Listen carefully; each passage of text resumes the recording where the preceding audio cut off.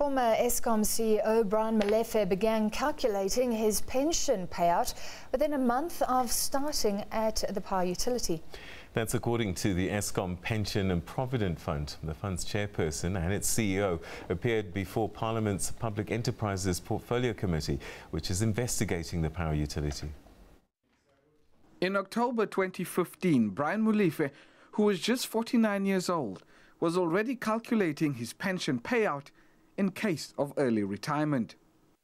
Then, in December 2016, just 16 months into his stint as CEO, the fund was informed that the now 50-year-old Molefe was taking early retirement.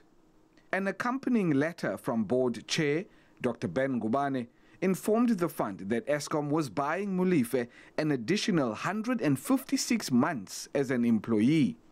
According to how they categorized him, he was a permanent employee, and subsequent to that, because we had never had sight of his contract, we then learned that actually he was on a 5-year fixed-term contract. Because of that transaction, somebody stood to benefit 30.1 million. By categorizing him as a member and also applying for the particular rules, invoking the particular rules, there was a cost of 30.1 million that then was payable for the cost of Mr. Molefe. MPs, however, were outraged. They wanted to know from Luthuli and his colleagues how they could not have foreseen that something untoward was happening. Wasn't there any red lights going? That we are calculating, we are getting this request to calculate pensions and all that in August. November, we are stepping down. And on 19 December, we get the exit documents.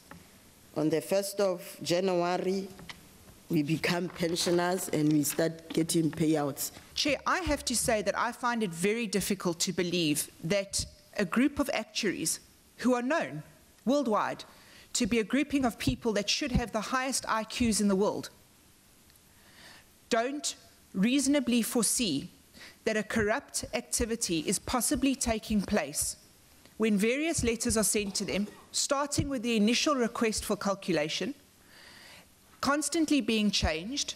A red flag should have been raised immediately.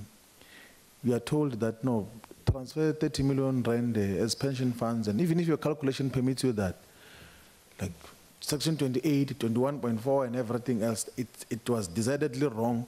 And I think it speaks to the ethical conduct and standing of the leadership of the pension fund. So it seems that going forward, you're going to have to recheck and research every bit of information you get from Eskom as the Eskom Pension Fund.